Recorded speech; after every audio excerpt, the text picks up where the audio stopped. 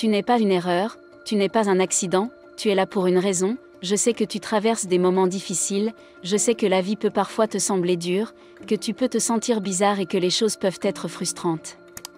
Mais ce ne sera pas toujours comme ça, votre état n'est pas si grave. Je vais prendre 5 minutes pour vous raconter mon histoire, pour que vous ayez une idée de qui je suis et pourquoi je parle avec la passion qui m'anime.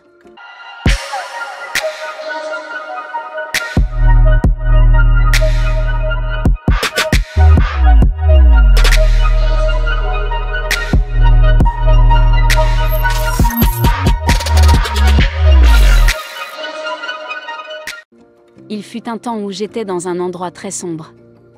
Vous savez, ma mère m'a eu à l'âge de 16 ans.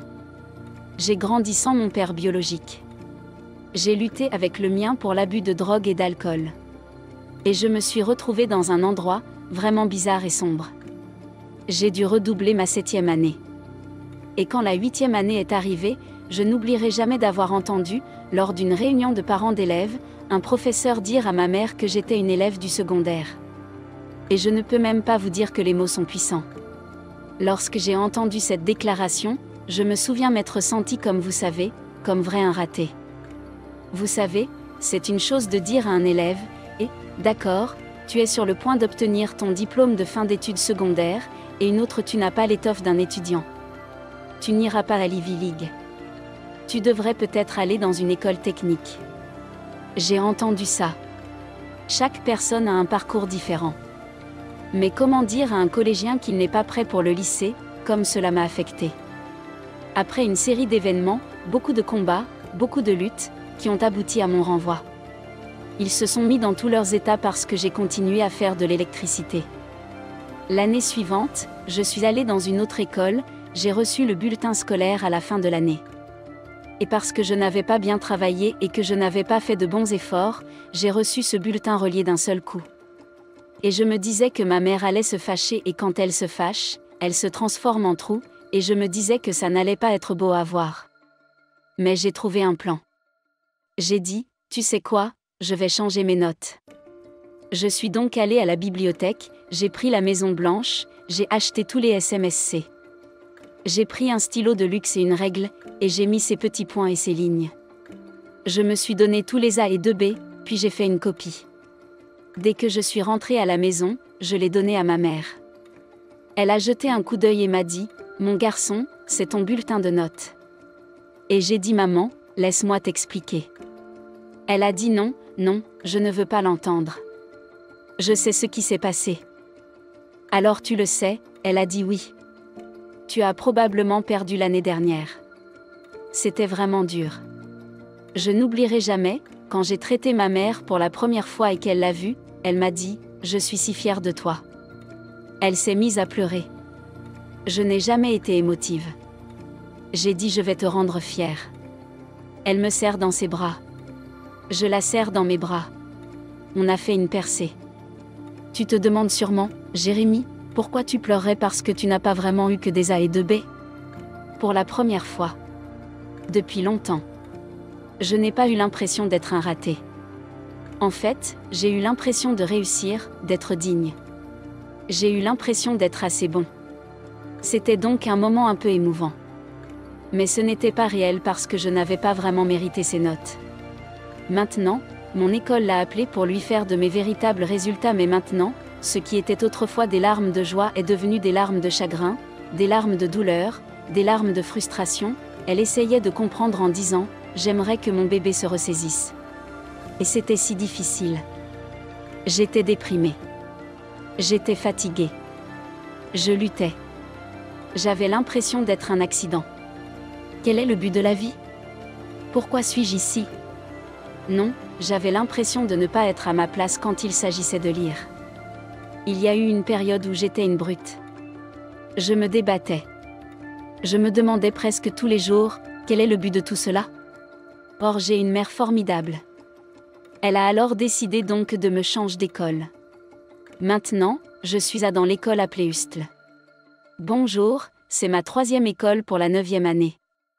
Je suis dans cette nouvelle école, et je ne sais pas comment vous l'expliquer. Mais j'ai un groupe de professeurs. J'ai eu l'impression qu'ils étaient bizarres. Il disait des trucs comme Jérémie, on croit en toi. Cela m'étonnait car jamais on ne m'a dit des trucs pareils et tellement j'étais abasourdi. Quels professeurs aiment leurs élèves comme cela? Un dem prof m'a dit Jérémie Anderson, tu seras au sommet. Ça va être la meilleure année de tous les temps pour toi. Je me dis, d'accord. Je n'ai pas d'autre moyen de ZST, toute façon je vais avoir mes relevés de notes. C'était comme si on avait le bon Jérémie, mais tu es dans une nouvelle saison maintenant. Parfois, je me rappelle que j'étais un petit garçon dans le couloir et que j'ai entendu le professeur dire à ma mère que je n'avais pas l'étoffe d'un lycéen. Je devais juste me dire que non, ce n'est pas vrai. Je sais que je peux pas faire ça. Je ne peux y arriver. Parfois, je dois me rappeler ce que je suis en train de vous dire. La vie peut être dure, la vie peut être difficile, mais il y a quelque chose de spécial. Et il y a quelque chose de puissant dans l'esprit humain et dans l'esprit humain et dans le goût humain. Quand vous vous dites que je vais abandonner, vous vous sentez envahi par la défaite et tout ce qui est négatif. Quand le chemin s'assombrit, que la tempête éclate, tenir la barre devient difficile. Face à une situation difficile qui dure depuis un moment, ou après un ou plusieurs échecs, l'abandon est une forme de soulagement, de libération, que ce soit dans le domaine de l'amour, le domaine professionnel, ou encore personnel, ce soulagement n'est que temporaire. Pour tenir le cap et continuer d'avancer à travers la tempête, voici 0,5 bonnes raisons de ne jamais abandonner, et ce même après un échec que je vais vous donner aujourd'hui. 1 point, ne pas abandonner pour trouver sa voie. Les opportunités apparaissent le plus souvent sous la forme de malchance ou d'échecs temporaires. Napoléon Hill. Chaque obstacle, chaque difficulté, chaque situation sont des occasions qui s'offrent à toi pour apprendre et évoluer. À chaque fois que tu prends une décision pour avancer et que tu agis, tu fais un pas de plus vers ta destinée. Ne pas abandonner pour enfin obtenir le fruit de tes efforts. 2. Le seul endroit où le succès précède le travail, c'est dans le dictionnaire. Si tu abandonnes avant d'avoir réussi, tu auras fait tous ces efforts en vain. Plus les efforts seront importants, plus la récompense sera grande. Quand tu cuisines et que tu préfères une spécialité du pays pour tes invités, tu y passes du temps, il ne te viendrait pas à l'esprit d'arrêter en plein milieu de la cuisson parce que c'est trop long ou qu'il fait trop chaud dans ta cuisine. Et à la fin, non seulement tu prends le temps de savourer ce plat, mais tu savoures aussi les compliments de tes convives. Il en est de même pour la vie, au bout du compte, tu savoureras cette victoire avec ces personnes si précieuses à tes yeux. 3. Ne pas abandonner pour rendre l'impossible possible. La persévérance, c'est ce qui rend l'impossible possible, le possible probable et le probable réalisé. Si tu attends d'avoir la certitude qu'une chose soit réalisable avant de la réaliser, tu ne trouveras jamais le moyen de la rendre possible. Si tu te concentres sur la manière de rendre possible cet objectif, tu finiras par trouver la solution et rendre l'impossible possible. 4. Ne pas abandonner pour trouver sa paix intérieure. Après la pluie, vient le beau temps. Persévérer est aussi une manière de trouver ta paix intérieure. Le stress généré par les situations difficiles et les complications perturbent ton équilibre intérieur. Mais prendre la décision de ne rien abandonner quel qu'en soit le prix à payer permet finalement un certain apaisement, de relâcher la pression et de trouver une paix intérieure inespérée qui sera un allié non négligeable au cours de cette aventure. 5. Ne jamais abandonner pour un jour vivre ses rêves. Ne renoncez jamais à un rêve juste à cause du temps qu'il faudra pour l'accomplir. Le temps passera de toute façon. Earl Nightingale. La vie est un cadeau dont la valeur est inestimable. Chaque journée qui passe appartient au passé. En décidant de poursuivre tes rêves et en passant à l'action, tu te rapproches petit à petit de tes rêves. Chaque jour t'apportera la satisfaction d'avoir fait un pas de plus, et chacune de ces journées fera partie de ce rêve. Vivre tes rêves commence au moment où tu décides de tout faire pour les réaliser. Tu n'as qu'une seule vie, il n'appartient qu'à toi de prendre la décision de vivre tes rêves. Une seule décision peut changer ta vie entière. Avant de prendre la décision d'abandonner, réfléchis à tout ce que tu perds. Ne passe pas à côté de ta vie juste parce qu'il est plus facile d'abandonner. Comme vous, je crois que nous prenons la décision de dire, vous savez, nous allons nous rassembler en tant que peuple, nous allons nous rassembler en tant que nation, nous allons nous rassembler en tant qu'État, nous allons nous rassembler en tant que ville, nous allons nous rassembler en tant que district, nous allons nous rassembler en tant qu'école, nous allons nous rassembler en tant que cerveau, nous allons nous rassembler en tant que classe, et nous allons nous incliner les uns devant les autres. Nous nous parlerons de la lumière et nous nous aiderons mutuellement à passer à l'étape suivante. Si vous vous dites « je serai un leader », si vous vous dites que je vais me présenter chaque jour à mon école, et je vais me surpasser parce qu'il y a des enfants dans d'autres pays, dans d'autres endroits, qui aimeraient avoir la chance d'être dans mon école, d'avoir des sols, des lumières, des écrans et de la technologie.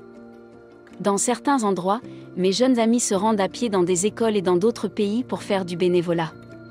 J'ai rencontré des enfants qui adoreraient venir ici et pouvoir aller dans une école dotée d'un gymnase, d'une climatisation, d'un bureau ou d'une école où ils auraient leurs propres livres. Et si quelqu'un a des tablettes et toutes ces choses supplémentaires, nous sommes tellement privilégiés, que faisons-nous de cette opportunité que nous avons ?